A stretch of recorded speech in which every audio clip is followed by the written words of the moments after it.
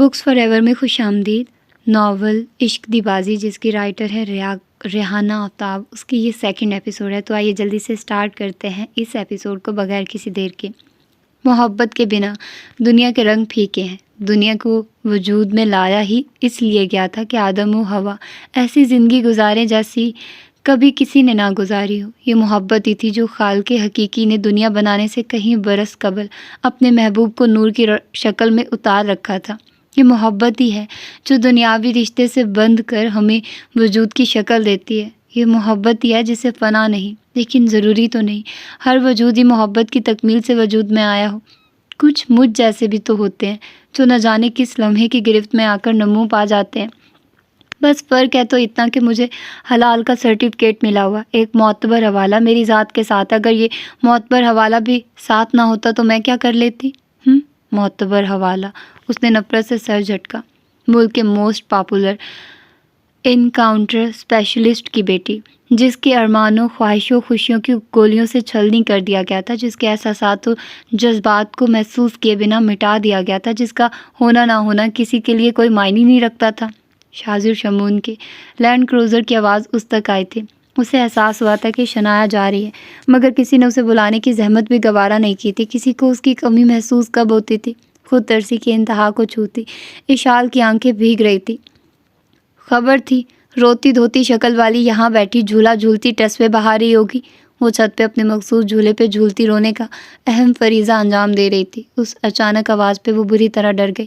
آواز کی سمت گردن گھمائی تو جھولے کی راڈ سے دایاں شولڈر ٹکایا۔ سمحان افندی کی فہمائشی نظریں خود پہ محسوس کر کے وہ ذرا سا رخ موڑ کر اپنے آنسو رخساروں سے صاف کرنے لگی۔ کیوں آئے ہو تم یہاں؟ اس نے اپنی تنہائی میں دخل اندازی کرنے پہ ناگواری کا اظہار کیا۔ تم اتنی دیر سے نظر نہیں آ رہی تھی، اس لیے۔ وشال نے چونک کر اسے دیکھا۔ وہ کیا کہہ گیا تھا؟ سبھی شنایا کو سی آف کر رہے تھے، تم ہی نہیں تھی، تو فکر ہوئی کہیں پنکھے میں پھندا ڈال کر لٹک تو نہیں گئی، اسی لیے تلاش میں چلا آیا۔ وشال اتنی بزدل نہیں ہے، نہ ہی اتنی کمزور کہ اتنی بودھی حرکتیں کرتی پھرے، اور کوئی جائے یا آئے میری بلا سے کون سا شنایا پہلی بار آئی یا گئی ہے۔ حقیقت یہی تھی کہ سمحان افندی کو اس کی زود و رنج طبیعت کی وجہ سے ہر طرف اس کی طرف سے دھڑکا ہی لگا رہتا تھا۔ اسی خدشے کے پیش نظر وہ پھندے والی بات کہہ گیا، مگر اس کے جواب پہ اسے گونا سکون ملا تھا۔ شنایا جی پوچھ رہی تھی تمہارا۔ اس نے موڈ چینج کرنا چاہا۔ تو تم بتا دیتے میرے بارے میں شنایا جی کو۔ اسے گھورتے ہوئے اس نے جی پہ زور دے کر کہا تو وہ بے ساختہ ہنس پڑا۔ کیوں مرچیں چباتی رہتی ہو ہر وقت؟ شنایا جی سے کوئی لڑائی ہے کیا؟ وہ ہمدرد بنا پوچھ رہا تھا۔ مجھے کیوں ہونے لگی؟ وہ صاف مکر گئی۔ تو باقی سب کی طرح اچھے سے کیوں نہیں ملتی؟ جرح کی۔ تم جو میرے بدلے اچھے سے یہ کام کر لیتے ہو، سب سے اچھے سے مل کے، اس نے جل کے سنائے۔ میرا خیال ہے تمہیں کراچی والوں سے کوئی خاص دشمنی ہے۔ اگر تمہیں خبر ہو کہ یہ ہوا بھی کراچی سے ہو کر آئی ہے تو شاید تم کبھی اس ہوا میں سانس بھی نہ لو۔ سمحان افندی اس کی دکھتی رگ کو چھیڑ کر اسے چڑھا گیا۔ آپ یہاں سے تشریف لے جا سکتے ہیں۔ اس کا منہ بن گیا، واضح اشارہ تھا کہ وہ اس موضوع پہ اس وقت کسی سے کوئی بات نہیں کرنا چاہتی۔ تمہیں تو خبر ہے سمحان افندی صرف بڑوں کے حکم کی تعمیل کرتا ہے۔ وہ مسکرا کر اسے چڑھا رہا تھا۔ ٹھیک ہے تم یہاں بیٹھو، میں ہی چلی جاتی ہوں۔ وشال کا یہاں سے جانے کا موڈ نہیں تھا۔ کمرے کے علاوہ یہ واحد اس کی دل پسند جگہ تھی جس میں اپنی تنہائی کے ساتھ وقت گزارنے کی عادت برسوں پرانی تھی۔ جب چھوٹی تھی اس وقت بھی سب کے سامنے آنسو آ جاتے، دل دکھی ہو جاتا تو وہ بھاگ کر اسی جھولے پہ آ کر اپنے آنسو بہاتی تھی کہ سب روتا دیکھ کر اسے گندی بچی نہ کہہ سکے۔ وہ بچپن سے ہی اپنی ذات کے حوالے سے بہت کانشیس رہی تھی۔ اپنی ذات پہ کسی کا ایک فکرہ بھی اسے گھنٹوں سوچنے پہ مجبور کر جاتا تھا۔ جتنا تم خود کو دکھی پوز کرتی ہو نا، یہ تمہاری صحت کے لیے اچھا ہے ہی نہیں۔ ویسے جو نہیں ہے اس کو سوچنے سے بہتر ہے کہ تم اپنے ارد گرد محبت تلاش کرو۔ حویلی میں ہر کوئی تم سے ہمدردی دکھاتا ہے، سب کو احساس ہے تمہارے ساتھ زیادتی ہوئی ہے، مگر تم دکھ کا اشتہار بنا کر سب کو تماشا دکھاتی رہتی ہو، الگ تھلگ رہتی ہو، سب کے درمیان رہو گی تو ان کی محبت محسوس ہوگی نا۔ سمحان افندی نے نرمی سے سمجھایا۔ مجھے کسی کی ہمدردی نہیں چاہیے، سنا تم نے؟ وہ تڑک کے کہہ گئی۔ اس حویلی نے میری ماں کو بھی آنسو دیے، اس حویلی کے مکینوں نے انہیں موذی مرض میں مبتلا کر دیا۔ وہ لاوارثوں کی طرح سسک سسک کے مر گئی۔ ان کا احساس کسی نے نہیں کیا، یہاں تک کہ انہوں نے بھی نہیں جو نکاح کر کے انہیں لائے تھے۔ 5 سال کی اشال نے اپنی ماں کو اس شخص کے لیے ایڑیاں رگڑتے دیکھا ہے، انہیں آخری بار دیکھنے کی آس لی اپنی ماں کو تڑپتے دیکھا ہے۔ مجھے اس حویلی اور یہاں کے مکینوں کی محبت کی جھوٹی کہانیاں مت سنایا کرو سمحان افندی، تم یہاں سے ہو تو میری جڑیں بھی یہیں سے ہیں، وہ حد درجہ تنفر سے کہتی چلی گئی۔ سمحان افندی اس کی قدروت، اس کے لفظوں کی کاٹ اور دل میں پنپتے ہزاروں گلا شکوہ سے بخوبی واقف تھا، مگر ایک بار پھر جان کر وہ چپ سا ساتھ گیا تھا۔ بے دلی سے جو لکھ دیا جائے، ہم تو وہ کردار ہیں کہانی کے، استہزائی انداز سے کہتے شال بھی جیسے تھک سی گئی تھی۔ کالے بادل کافی دیر سے منڈلا رہے تھے، بلا کا حبس تھا، اور پھر دیکھتے ہی دیکھتے بادل گرجنے لگے تھے، آسمان پہ بجلیاں چمکنے لگی، یکدم موٹی موٹی بوندوں نے آسمان کے سینے سے زمین تک کا سفر شروع کر دیا تھا۔ وہ گھٹنوں پہ دونوں بازو لپیٹے، تھوڑی گھٹنوں پہ جمائے، زمین پہ بوندوں کا رقص دیکھ رہی تھی۔ جھولے کے راڈ سے بازو ٹکائے سمحان افندی بھی پوری طرح بھیگ چکا تھا، مگر اسے اپنے بھیگنے سے زیادہ اس کے آنسوؤں کی قسک ہو رہی تھی، جو بارش کے پانی کے ساتھ مل کر اپنا وجود تو پوشیدہ رکھ رہے تھے، مگر وہ سمحان افندی کی نظر سے مخفی نہیں تھے۔ وہ بغور اس بھیگی نازک سی لڑکی کو دیکھ رہا تھا، جسے بنا پل کے جھپکے دیکھنے کی کوشش بارش ناکام بنانا چاہ رہی تھی، مگر سمحان افندی کی ضد پہ بوندیں بھی جیسے ہار رہی تھی۔ ماورا یایا کوئی نہ سمجھ نہ پختہ لڑکی نہیں تھی، نہ ہی اسے سطحی لڑکوں کو کبھی جواب دینے میں دلچسپی رہی تھی جو آوازیں کستے تھے یا توجہ حاصل کرنے کے لیے الٹی سیدھی حرکتیں کرتے تھے۔ وہ ہمیشہ ان جیسیوں کو اتنی اہمیت نہیں دیتی تھی کہ پلٹ کر جواب دے، مگر آج جو کچھ ہوا خود اس کے لیے بھی تعجب کا باعث بنا تھا۔ وہ اتنی جلدی ٹیمپر لوز نہیں کرتی تھی، مگر مقابل کے لفظوں، جملوں اور انداز میں جتنی تحقیر تھی، اس نے اسے مجبور کر دیا تھا کہ وہ نہ چاہتے ہوئے بھی ان سے سختی سے کلام کر گئی تھی۔ وہ مڈل کلاس سے تھی، اس کلاس کی صحبتوں سے واقف تھی۔ لوور کلاس تو مانگ تانگ کے کسی نہ کسی طرح گزر بسر کر ہی لیتی ہے، مگر مڈل کلاس سب سے مشکل صورتحال سے دوچار رہتی تھی۔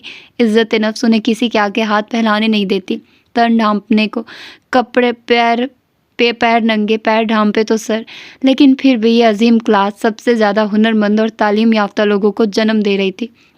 ایک بگڑا رئیس زیادہ سونے کا چمچہ منہ میں لے کر پیدا ہونے والا جب اس کلاس کی تحقیر کرے، گھمنڈ سے دھتکارنا اس کے ماتھے پہ لکھ دے، تب ان جیسوں کو برداشت کرنا افس ہوتا ہے۔ برانڈڈ کا سمبل بن کر گھومنے والوں کو اندازہ ہی کب ہوتا ہے کہ لوور اور مڈل کلاس کیسے جی رہی ہے، کس طرح گھر کا ایک ایک فرد جب صبح نکلتا اور راتوں کو جب سب اکٹھا ہو کر اپنی تھکاوٹ، جھڑکیوں، کام کی زیادتیوں کا تذکرہ کر کے مہینوں کے شروع میں جب چند ہزار پاتے ہیں تو کیا احساسات ہوتے ہیں۔ آدھی تنخواہ گھر آنے سے پہلے ہی تخمینہ لگا لیتے تھے کہ یہ تو ادھار میں جائیں گے، اسے نکال دو، اور جو باقی بچتا تھا اسے بار بار بجٹ بنا کر بھی پریشان رہتے تھے کہ پورا مہینہ کیسے چلے گا، دال روٹی کہاں سے آئے گی، گیس و بجلی کے خوفناک بھوت سے بچ کر کہاں چھپیں گے۔ جس نے بھوک، غربت و افلاس کا گھونٹ نہ پیا وہ تو ہر بوند کو امرت ہی سمجھے گا۔ اسے کیا خبر کہ ایک طبقہ جو منرل واٹر افورڈ نہیں کر سکتا، اس کے لیے واٹر بورڈ سے آنے والا پانی ہی کبھی بوند کی شکل میں نلوں سے ٹپکنے لگے تو وہ اسے امرت سمجھتے ہیں۔ برانڈڈ سمبل لوگ کافی شاپ میں بیٹھ کر بس لوور مڈل کلاس پر چرچا ہی کر سکتے تھے۔ محاورہ کا دل سخت کبیدہ ہوا تھا، اس نے گھر آ کر بھی اس فضول خیال سے سر جھٹکنا چاہا، مگر ذہن ریلیکس نہیں ہو رہا تھا۔ اس کی کلاس کی ہنسی اڑا کر عیش و عشرت کے ٹھیکے داروں نے اس کے پندار کو ٹھیس لگائی تھی، انہوں نے اس کی کلاس کا نہیں جیسے اس کا مذاق اڑایا تھا۔ کیا ہوا، موڈ خراب لگ رہا ہے، کیسا ہوا ٹیسٹ؟ انوشا نے اس کے سامنے کھانا رکھتے ہوئے تشویش سے پوچھا۔ وہ فریش ہو کر آئی مگر کچھ الجھی سی تھی۔ ٹیسٹ تو بہت اچھا ہوا، تم دعا کرنا ٹاپ آف دی لسٹ میرا ہی نام آئے، اماں سے بھی کہہ دو دعا کرے۔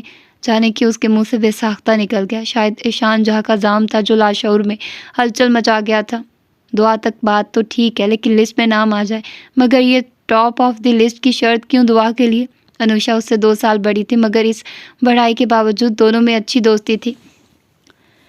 گھر میں لوگ ہی کتنے تھے، صرف 2 بہنیں اور منزا۔ یحییٰ تو کئی سالوں پہلے ہی انہیں چھوڑ کر چلے گئے تھے۔ دونوں بچیوں کو تو ٹھیک سے باپ کی شکل بھی یاد نہ تھی، بس تصویر میں ہی انہیں دیکھا تھا۔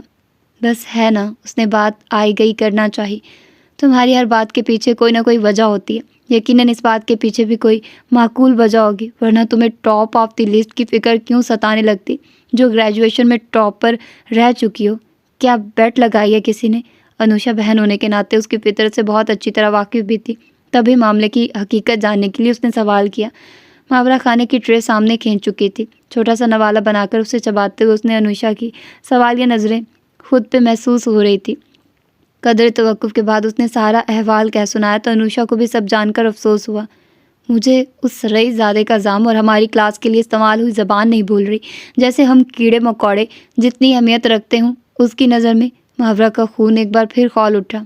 لعنت بھیجو ایسے لوگوں پہ۔ ہر انسان اپنی تربیت اور نظریے کی عکاسی کرتا نظر آتا ہے۔ حلال حرام کے ٹکڑوں پہ پلنے والوں کی زمین جائیداد اور بڑے بڑے بنگلے ہوتے ہیں۔ ہم تم برسوں بھی حق حلال کی کمائیں نا تو کبھی ایک بنگلہ بنانے کی اوقات نہ ہو ہماری۔ ایسے لوگوں کی باتوں کو کیا اہمیت دینا جو انسانیت کے رتبے سے ہی گرے ہوئے ہوں۔ کر لینے دو انہیں آجائش، بنا لینے دو زمین پہ اپنے لیے جنت۔ مر کے تو اسی اندھیری مٹی والی قبر میں ہی دفن ہوں گے نا، جہاں برانڈڈ کفن کی چمک ان کے ایمان کو چمکا نہ سکے گی۔ انوشا خود ایک صاحب دماغ ذہین لڑکی تھی۔ وہ بے ساختہ اپنے افکار کا اظہار کر گئی تو محاورہ کی بے قرار سوچوں کو بھی تھوڑا قرار نصیب ہوا۔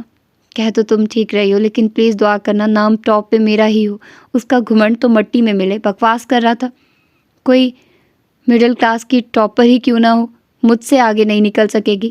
میں ایشان جاں ہوں اور مجھے ہارنا ان 2% کی لڑکیوں کی بس میں نہیں ہے۔ محاورہ نے اس کے لہجے کی نقل اتارتے ہوئے کہا۔ باوجود اس کے جملے سخت تھے، انوشا کو ہنسی آ گئی۔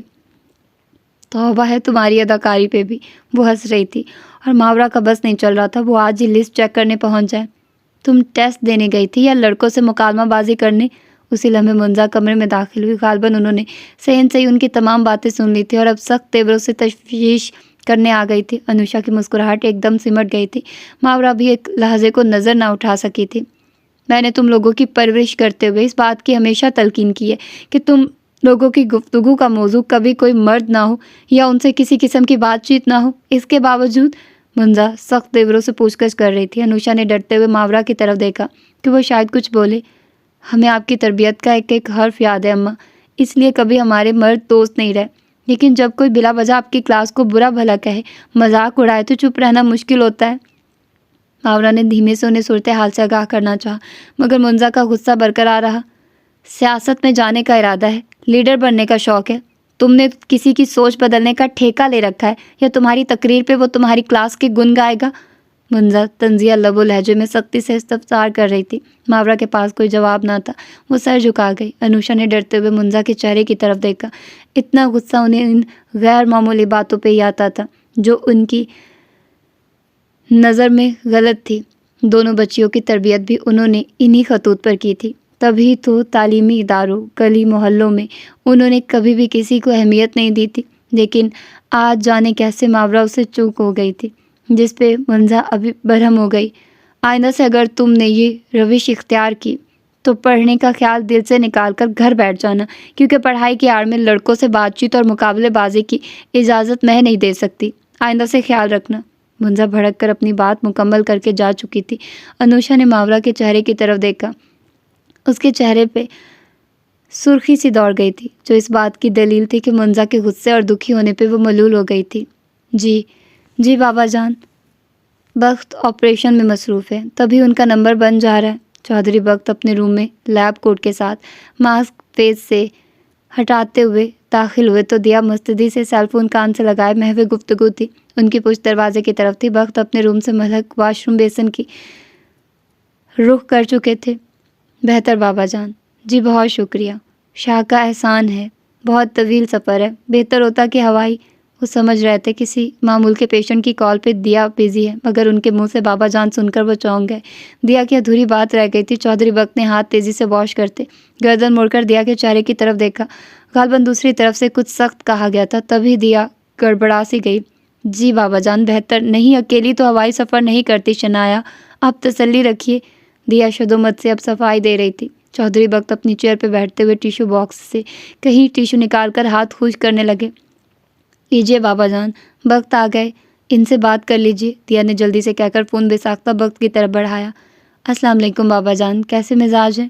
شریک کے سفر کے اتنی جلدی فون پکڑانے پہ فہمائشی نظروں سے دیکھتے انہوں نے سیل فون دیا کے ہاتھ سے لے کر بے ساختہ کان سے لگایا تھا، جانے ان کے بیچ کیا موضوع زیر بحث تھا۔ وعلیکم السلام۔ چودھری بخت، یہ اچھی زندگی گزر رہی ہے تم دونوں میاں بیوی کی؟ شنایا تو چلو ہمارے پاس تھی، مگر ماہم اسے گھر میں اکیلا نوکروں کے رحم و کرم پہ چھوڑ کر تم دونوں ہمیشہ ہاسپٹل میں بیٹھے رہتے ہو. گھر میں جوان بچی اکیلی ہے، یہ بات تمہیں کیسے بے فکر رکھتی ہے؟ چودھری حشمت دوسری طرف غصے سے گویا تھے. چودھری بخت بھی چھوٹتے ہی کلاس ہونے پہ گڑبڑا سے گئے. دیا کے اجرت میں فون دینے کی وجہ سمجھ آ گئی تھی. چودھری بخت سرجن تھے. وہ ایک عرصہ سے کراچی میں مقیم تھے. ان کی شادی خاندان کی واحد ڈاکٹر لڑکی سے ہوئی تھی. دیا ان کی دور کی رشتہ دار تھی جنہوں نے شوق میں MBBS تو کر لیا تھا، مگر گھر والوں سے پریکٹس اور اسپیشلائزیشن کی اجازت ملنا ناممکن تھی. گھر والوں کا اتنا ہی احسان بہت تھا کہ انہوں نے ان کی خواہش پہ دیا کو ڈاکٹری پڑھنے کی اجازت دی، لیکن ڈاکٹری کی ڈگری لے کر گھر ہی بیٹھنا تھا تو دیا کو اتنی محنت کرنے پہ افسوس ہوا. لیکن ان کا افسوس چودھری بخت سے شادی کر کے کافی حد تک دور ہو گیا. چودھری بخت ایک روشن خیال انسان تھے. شادی کے بعد دیا کی خواہش کو دیکھ کر انہوں نے پریکٹس کروائی اور فیلڈ میں آنے کے لیے ان کا بھرپور ساتھ دیا. جہاں دیا شوہر کی مشکور تھی، وہیں چودھری حشمت کو چودھری بخت کا عمل پسند نہیں آیا تھا. وہ عورتوں سے نوکری کروانے کے حق میں نہیں تھے، لیکن لیڈی ڈاکٹر کی اہمیت اور انسانیت کی خدمت پہ چودھری بخت نے روشنی ڈالی تو چودھری حشمت نے اجازت دے دی کہ حویلی کی عورتوں کو بھی نجی مسائل کے لیے میل ڈاکٹرز کے پاس نہ جانا پڑے. شنایا اور ماہم کی پیدائش بھی شہر میں ہی وقوع پذیر ہوئی تھی. چودھری بخت اور دیا تب تک مستقل کراچی شفٹ ہو گئے تھے. تب تک چودھری جہانگیر کی شادی نہیں ہوئی تھی اور چودھری اسفند بھی زیر تعلیم تھے. دیا کا گائنوکالوجسٹ ہونا حویلی کی عورتوں کے لیے بہت مفید ثابت ہوا تھا. اسی باعث چودھری حشمت بھی چپ رہتے تھے، مگر ابھی دونوں کو ڈیوٹی پہ پا کر ماہم کی تنہائی کے خیال سے انہیں غصہ آ گیا تھا. تبھی انہوں نے دیا کو باتیں سنانا شروع کر دی تھی اور انہوں نے مارے ڈر کے فون شریک سفر کو تھما دیا تھا. بابا جان، اکثر ہی ایسا ہوتا ہے کہ ہم دونوں میں سے ایک گھر پہ ہوتا ہے، لیکن کبھی کبھی ایمرجنسی ہو جاتی ہے تو دونوں کو ہی اتفاق سے ہاسپٹل میں رہنا پڑ جاتا ہے. جوان بچوں کے ہونے کے باوجود چودھری حشمت کے آگے بولنے کی ان میں جرت نہ تھی. ہم نے تم دونوں کو اجازت اس وقت دی تھی جب ہمیں خبر نہیں تھی کہ ہمیں حویلی کی عورتوں کو کچھ حدود میں رہنے کی اجازت دینا پڑے گی، لیکن اب لگتا ہے ہمیں تم دونوں کے معاملے میں ایک بار پھر اپنے فیصلے پر نظر ثانی کرنے کی ضرورت ہے. چودھری حشمت کے لہجے میں دبا دبا غصہ تھا. چودھری بخت سہنے پہ مجبور تھے. ان کے انداز پہ وہ کچھ متفکر نظر آئے تھے. دیا ان پہ نظریں جمائے ان کے چہرے کو پڑھنے کی کوشش کر رہی تھی. بہرحال ہم نے یہ بتانے کے لیے فون کیا تھا کہ شنایا کو ہم نے شاذر شمون کے ساتھ روانہ کر دیا. اگر تم دونوں میاں بیوی کو ہاسپٹل کے مریضوں سے زیادہ محبت ہے تو ہمیں بتا دو، ہم شاذر شمون کو ہدایت کر دیتے ہیں. وہ شنایا کو چھوڑ کر آنے کی بجائے ماہم کو بھی ساتھ حویلی لے آئے گا. دونوں بچیاں ہماری نگرانی میں حویلی میں رہیں گی. تم دونوں میاں بیوی آرام سے ساری زندگی اپنا شوق پورا کرتے رہو. چودھری حشمت کے کہنے پہ چودھری بخت ایک دم گڑبڑائے. معافی چاہتا ہوں بابا جان کہ آپ کی دل آزاری ہوئی.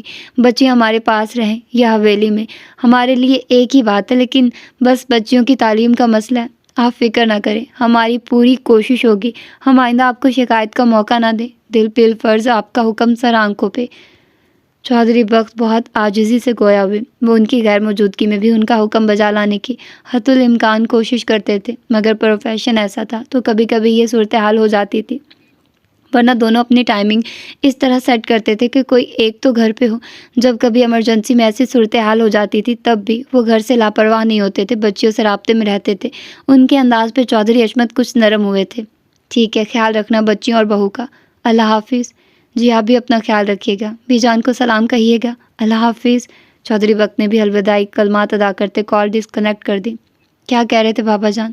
دیا نے انہیں ریلیکس ہو کر چیئر سے ٹیک لگاتے دیکھا تو بے ساختہ استفسار کر بیٹھی. وہی جو تمہیں کہہ رہے تھے، شاذر شمون شنایا کو چھوڑنے آ رہا ہے اور ماں ہم کو گھر پہ اکیلا چھوڑ کر ہم دونوں ہاسپٹل میں ہیں. انہوں نے گفتگو کا لبے لباب کہہ ڈالا. ہاں مجھے بھی ڈانٹ رہے تھے کہ میں یہاں بیٹھی اور ماں ہم گھر پہ اکیلی ہے. دیا نے بھی اپنا تجزیہ شیئر کیا. دیکھا جا تو کچھ غلط بھی نہیں کہہ رہے تھے. کتنی بار تم سے کہا ہے خیال رکھا کرو. جب میں ہاسپٹل میں تھا تو تم نہ آتی. میری پیشنٹ کو ایمرجنسی ہو گئی تھی، وقت کال آئی تھی تبھی آنا پڑا. آپ کو خبر ہے اس فیلڈ کی مصروفیت کا. دیا نے بیچارگی سے شریک سفر کو احساس دلایا. بہرحال آئندہ دھیان رکھنا. بابا جان نے واضح لفظوں میں کہہ دیا کہ اگر ایسا دوبارہ ہوا تو دونوں بچیوں کو ہمیشہ کے لیے حویلی میں شفٹ کر دو اور تم دونوں ہاسپٹل میں ڈاکٹری کرو. ایسا کہا انہوں نے؟ دیا بھی چونکی. خاک رہ پائیں گی بچیاں حویلی میں. شنایا کو ہی دیکھ لیں، چند روز صبر نہ ہوا اس سے. رات ہی میں نے کہا تھا 3-4 روز میں میں اور آپ لینے آ جائیں گے، مگر جانے کیسا شور مچایا ہوگا اتنے حویلی میں کہ شاذر شمون چھوڑنے آ رہا ہے. ایک تو بابا جان ہوائی سفر کے خلاف بھی جانے کیوں ہیں، گھنٹوں کا سفر دنوں میں کرنے کے قائل ہیں. دیا نے بھی لمبی سانس لی۔ اب تم انہیں ہوائی سفر پہ نہ کہنا کچھ، میرے منہ سے نکل گیا غلطی سے تو مجھے اس پہ بھی جھاڑ پلا دی انہوں نے۔ شنایا نے بھی شاید ذکر کیا حویلی میں تبھی پوچھ گچھ کر رہے تھے کہ کیا بچیاں اکیلی ہوائی سفر کرتی ہیں؟ چودھری بخت نے وارن کیا، میری مت ماری گئی ہے جو میں ان سے ایسی بات کروں۔ مجھے علم ہے کہ بابا جان کس مزاج کے ہیں۔ دیا جیسے تنبیہ کا برا مان گئی۔ ابھی کیا اسکیجول ہے تمہارا؟ میں تو چند گھنٹے رکوں گا۔ نہیں، میں بس نکل رہی ہوں، اس سے پہلے کہ بابا جان مہام کو فون کر کے خیریت پوچھنے کے ساتھ اس سے یہ پوچھ لیں کہ میں گھر پہنچی یا نہیں۔ دیا جلدی جلدی اپنا سامان سمیٹ کر بیگ میں رکھنے لگی۔ چودھری بخت ان کے الہٹر انداز پہ بے ساختہ مسکرا دیے، جو ان بیٹیوں کی ماں ہونے کے بعد بھی وہ سسر سے ڈر کر جلدی جا رہی تھی۔ چودھری عصمت بہت دور رہ کر بھی اپنے اصولوں کی صورت ان سب کی زندگیوں میں بہت قریب تھے، بہت اہمیت رکھتے تھے۔ کہیں ڈر سے ان کی بات کو حرف آخر سمجھا جاتا تھا تو کہیں محبت سے، لیکن بہر طور دونوں صورتوں میں عزت و مان کا رنگ گہرا ہوتا تھا۔ ان سب کو خبر تھی ان کی تجربہ کارانہ باتوں میں ہی ان کی زندگی کی بقا پوشیدہ ہے۔ شنایا اس وقت زندگی کے سخت ترین امتحان میں پھنسی ہوئی تھی، اگر ایسا کہا جائے تو یہ کہنا بیجا نہیں ہوگا۔ کئی گھنٹے ہو گئے تھے اسے گاڑی میں سکڑ سمٹ کر بیٹھے، ہونٹ ایک دوسرے میں پیوست ہو کر جیسے بولنا بھول گئے تھے۔ بولتے بھی تو کس کے آگے؟ ڈرائیونگ سیٹ پہ تو وہ کھڑوس ناک کی سیدھ میں دیکھتا ڈرائیو کرنے میں مصروف تھا۔ ہوں ہاں بولنا بھی جیسے اس کی لغت میں شامل نہیں تھا۔ کہاں وہ تیز میوزک میں کراچی کی شاہراہوں پر ڈرائیو کرنے والی، کہاں گھنٹوں سے چپکی بیٹھی تھی کہ اس کے آگے تو پہلو بدلتے بھی ڈر لگتا تھا کہ کچھ سنا نہ دے۔ بوریت سے بچنے کا حل نکالنے کے خیال سے اس نے اپنا لیٹسٹ ماڈل کا سیلف نکال کر ڈیٹا کنیکشن آن کر کے فیس بک لاگ ان کی تو اس گستاخی پہ شاذر شمون نے ایک نظر اس کے سیل کی روشن اسکرین پہ ڈال کر دوسری گہری نظر شنایا پہ ڈالی۔ شنایا کو اس کی نظروں کی تپش محسوس ہوئی، مگر اس نے اپنے ڈرتے دل کو بہادری پہ لیکچر دے کر بھی بریو کہنا سکھایا، زیادہ سوشلزم بھی آپ کی امیج پہ اچھا اثر نہیں ڈالتی۔ اپنی وال کی پرائیویسی چینج کرو۔ فیس بک پہ ساری پوسٹ پبلک ہیں تمہاری؟ ہیں؟ شنایا کے اوپر کی سانس اوپر اور نیچے کے نیچے رہ گئی۔ اسے ڈر تو تھا کہ اس کی طرف سے کوئی کمنٹ ضرور آئے گا، مگر ایڈ نہ ہونے کے باوجود اس کی وال اس کی نظر میں رہتی تھی۔ یہ جان کر اسے سانس لینا بھی دو بھر ہونے لگا۔ اسے اپنی وال کی اوٹ پٹانگ کی ساری پوسٹ اور اپنی فرینڈز کا کمنٹ بھی، ہنسی ٹھٹول بھی یاد آ گئی۔ ایک بار اس کی فرینڈ نے آپ کی نظر میں سڑیل کی تعریف کیا ہے سوال پوچھ کر اسے ٹیگ کیا تھا اور اس نے حویلی میں کھینچی تصویر کو گروپ کر کے شاذر شمون کی تصویر کمنٹ میں پوسٹ کر دی تھی۔ اس نے ڈرتے ڈرتے اسے دیکھا۔ انسان کو جس طرح مشکل میں اپنی غلطیاں یاد آتی ہیں، بالکل اسی طرح اس وقت شنایا کو اپنی ساری غلطیاں یاد آ رہی تھی۔ پانی کی بوتل کہاں ہے؟ یہ نہیں تھا کہ وہ گفتگو کا موضوع تبدیل کرنا چاہتی تھی، حقیقتاً اس کا گلا سوکھ گیا تھا۔ شنایا چودھری، تمہاری ساری تیز تراری خود اعتمادی کہاں چلی جاتی ہے جو اس کے آگے منمنانے لگتی ہو؟ خود کی ڈری سہمی آواز پہ خود کو گھرکنے لگی۔ کھانے پینے کی چیزیں بیک سائڈ پہ ہیں، اس نے اتنا احسان کیا کہ بتا دیا تھا۔ شنایا نے گاڑی کی سپیڈ کو دیکھا اور دوسری نظر سے بیک سیٹ کو، اور شاید پہ خود کو لعنت ملامت کا نتیجہ ہی تھا جو اسے کہنے کے بجائے اس نے سیٹ سے اٹھ کر پچھلی سیٹ سے چیزوں کو نکالا تھا۔ بھوک بھی محسوس ہو رہی تھی۔ اتنا لمبا سفر ہے، اب کیا بھوک ہی مرو گی اس کے ساتھ؟ گرم گرم سینڈوچ کو دیکھ کر اس کی بھوک مزید بڑھ گئی۔ شنایا چودھری، اس طرح منہ بند کر کے اس ہلاکو کے ساتھ سفر کرتی رہی تو تمہاری لاش ہی کراچی پہنچے گی۔ منرل واٹر کی بوتل کو منہ سے لگا کر پانی پیتے اس کا ذہن بہت تیزی سے خود کو وارم اپ کر رہا تھا۔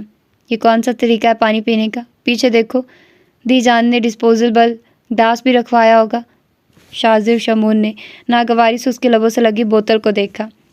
گلاس لے کر کون پھرتا ہے ہر جگہ؟ یا اللہ، میں نے کون سی غلطی کر دی واپس جانے کی بات کر کے؟ مجھے لگا تھا سمحان افندی مجھے ٹرمینل یا ایئرپورٹ تک ڈراپ کر دے گا، مگر یہ بلا پیچھے لگ گئی۔ مما جانی، اسے دیا کی یاد آنے لگی۔ انہوں نے رات ہی فون پہ کہا تھا کہ وہ 2-3 دن میں لینے آ جائیں گے۔ اسی کی مت ماری گئی تھی جو اس نے چودھری عصمت کے سامنے پڑھائی کا حرج ہونے کا جھوٹا ڈرامہ کیا تاکہ وہ اسے بھیج دے، اور گلے پڑ گیا یہ سفر۔ شنایا چودھری، اگر زندہ سلامت پہنچنا چاہتی ہو تو اللہ کے دیے ہوئے 2 کانوں سے فائدہ اٹھاؤ۔ خود کو سمجھاتے ہوئے اس نے سینڈوچ باکس کھول کر سینڈوچ نکالا۔ آپ کھائیں گے؟ سینڈوچ منہ تک لے جاتے اسے دسترخواں کے اصول یاد آ گئے، ورنہ اس پہ بھی کچھ سننے کو مل جاتا۔ نہیں شکریہ، آپ پکنک انجوائے کریں، آن ڈرائیو۔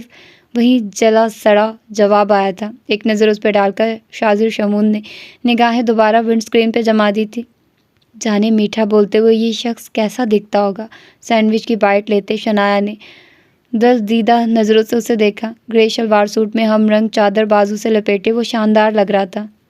مغرور انسان، اس کی اونچی کھڑی ناک کو دیکھ کر منہ بناتے اس نے فلاسک سے چائے مگ میں نکالی۔ موصوف کی نظر میں جب پکنک ہے تو ڈھنگ سے تو انجوائے کرو، خود کو باور کراتے اس نے مگ لبوں سے لگا کر سپ لیا۔ سورج غروب ہو رہا تھا لیکن روشنی اب بھی تھی۔ اس وقت وہ غیر آباد علاقے سے گزر رہے تھے، ارد گرد بیابان، جھاڑیاں ہی جھاڑیاں تھیں۔ اچانک بارش شروع ہو گئی تو شنایا گلاس نیچے کیے بوندوں کو انجوائے کرنے لگی، لیکن بارش بھی جلد رک گئی تھی۔ شاذر شمون نے لینڈ کروزر کی رفتار مزید تیز کر دی تھی۔ اس نے گلاس اوپر کرنے کی ہدایت کی، مگر وہ منظر دیکھنے میں اتنی منہمک تھی کہ اس کی احتیاط کو بھی نظر انداز کر گئی۔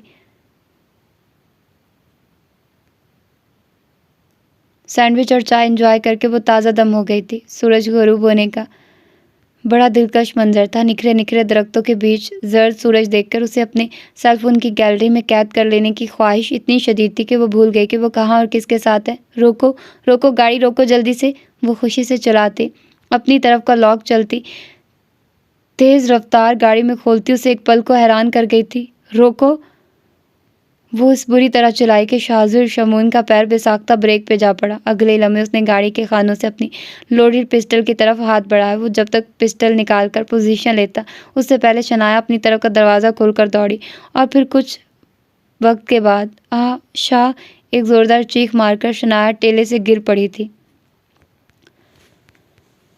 شاذر شمون تیزی سے بھاگتا ہوا شنایا چودھری تک آیا تھا۔ شنایا کا وجود خوف کی لپیٹ میں تھا۔ وہ ٹیلے کے اوپر چڑھ کر تصویریں بنانے کے شوق میں گاڑی سے نکل کر تقریباً بھاگی تھی، لیکن پھسلن ہونے کے باعث توازن قائم نہیں رکھ سکی اور اوندھے منہ زمین پر گری تھی۔ پاؤں بھی بری طرح مڑ گیا تھا، جس کی بنا پر اس کے حلق سے چیخ برآمد ہوئی تھی۔ شاذر شمون فوراً ہی اس کے قریب آیا اور اس کا غصے سے لال ہوتا چہرہ دیکھ کر وہ خوف زدہ ہو گئی تھی۔ احمقوں کی ملکہ، جی تو چاہ رہا تمہیں یہیں چھوڑ کر چلا جاؤں؟ شاذر شمون آگ بگولا ہوا۔ ہو گیا شوق پورا فلمی ہیروئن بننے کا؟ اس صورتحال میں بھی وہ اس کا حال پوچھنے کے بجائے گھن گرج رہا تھا۔ اٹھو اب فوراً، یا اللہ یہ کس امتحان میں پھنسا دیا مجھے، اب اٹھ جاؤ یا کرین منگواؤں تمہیں اٹھانے کے لیے۔ وہ دھاڑا۔ شنایا نے اٹھنے کی کوشش کی مگر ایک کرہ کے ساتھ ٹانگ بھی سیدھی نہ کر سکی۔ مجھے بہت تکلیف ہو رہی ہے۔ اذیت کے رنگ اس کے چہرے پہ پھیل گئے۔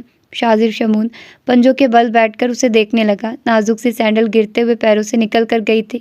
اٹھو۔ شاذر شمون کو بھی احساس ہو گیا تھا کہ اسے کھڑا ہونے میں تکلیف ہو رہی ہے، تبھی آگے بڑھ کر اپنا ہاتھ اس کی طرف بڑھایا۔ وہ ایک نظر اس کے بڑھے ہوئے ہاتھ پر ڈال کر لڑکھڑا کر کھڑی ہو گئی۔ وہ لنگڑاتی ہوئی اس کے ساتھ گاڑی تک آئی تھی۔ اس کی سینڈل اندر پھینک کر اسے بیٹھنے میں مدد کرنے کی اور سیٹ پہ بیٹھنے کے بعد شنایا چپ چاپ اپنے پیر کا معائنہ کرنے لگی۔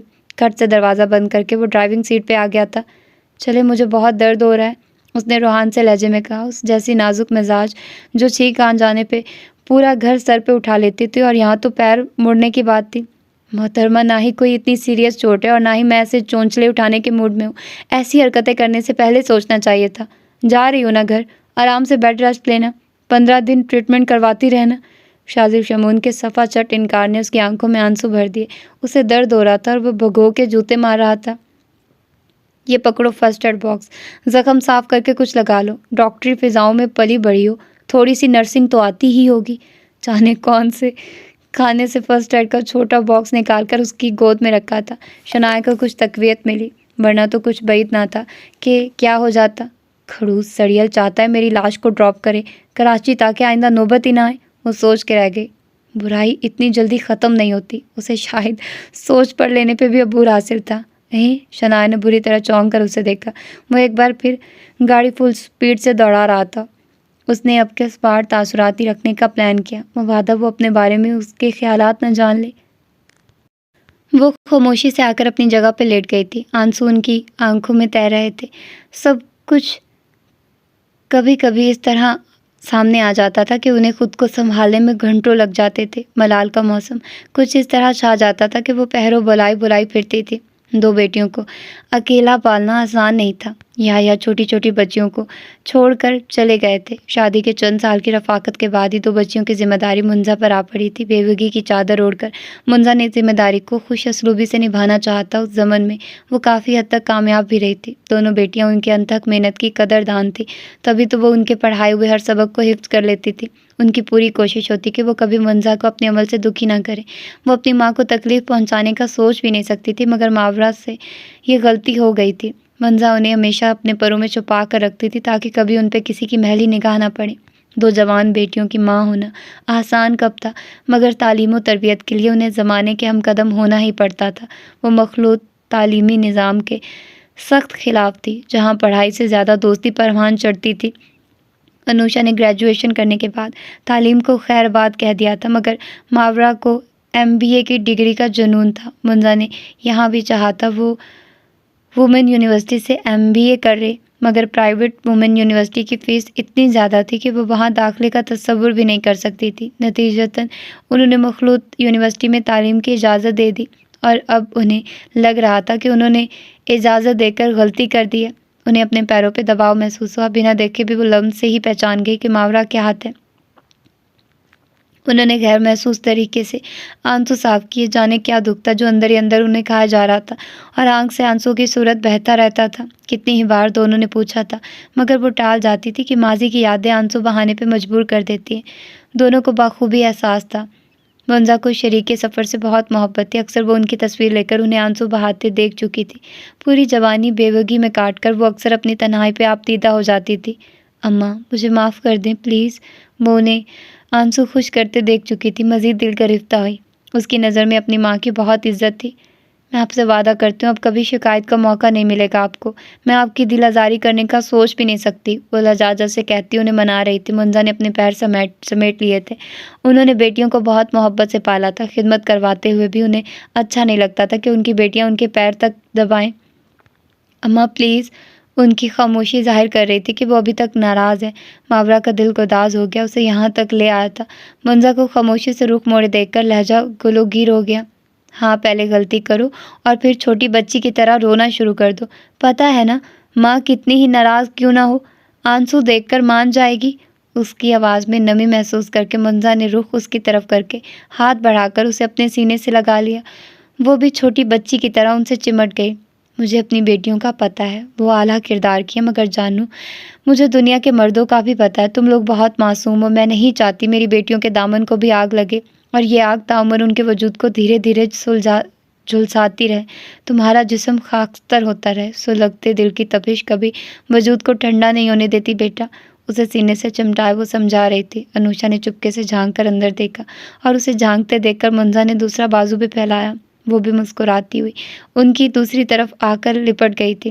دونوں ماں کے وجود کی گرمی اور ان کی باہوں کے اثار میں پرسکون ہو کر آنکھیں موند گئی تھی، مگر منزا کی آنکھوں سے نیند کو روٹے عرصہ ہو گیا تھا۔ انہوں نے باری باری دونوں بیٹیوں کے ماتھے پر پیار کیا، دونوں چھوٹی بچیوں کی طرح پرسکون ان سے چمٹی ہوئی تھی۔ منزا کی آنکھوں کے منظر دھندلانے لگے تھے۔ وہ بھی اسی طرح اپنی ماں سے چمٹ کر سونے کی عادی تھی۔ وہ کتنی ہی مصروف رہتی تھی، مگر منزا انہیں ہر کام سے چھڑا کر پکڑ کر کمرے میں لے آتی تھی۔ مجھے نیند آ رہی ہے، آپ بس میرے پاس لیٹیے، کام بعد میں کر لیجیے گا، منزا دھند سے کہتی، لیٹ کر انہیں بھی زبردستی لٹا کر ان کے وجود کے گرد بازو حمال کر دیتی کہ مبادا انہیں سوتا چھوڑ کر وہ پھر سے اٹھ کر کام میں نہ لگ جائیں۔ پکڑ تو آہستہ، نہیں جاتی تجھے چھوڑ کر، ماں ہنس کر کہتی تھی۔ منزا نفی میں سر ہلا کر پھر سے پکڑ لیتی۔ بیتے منظر کو یاد کر کے ان کے لبوں پہ مسکراہٹ آ گئی تھی، مگر آنکھوں میں آنسو تیر رہے تھے۔ یادیں بہت دل شکن ہوتی ہیں۔ تو یہ تھی اس کی دوسری ایپیسوڈ۔ ملتے ہیں اس کی تیسری ایپیسوڈ میں۔ ہو سکتا ہے میں ابھی آپ لوگوں کو ہی دے دوں، آج کے دن 2 ایپیسوڈ آپ لوگوں کو مل جائیں۔ تو ملتے ہیں اس کی اگلی ایپیسوڈ میں۔ اپنا ڈھیر سارا خیال رکھیے گا۔ اللہ حافظ۔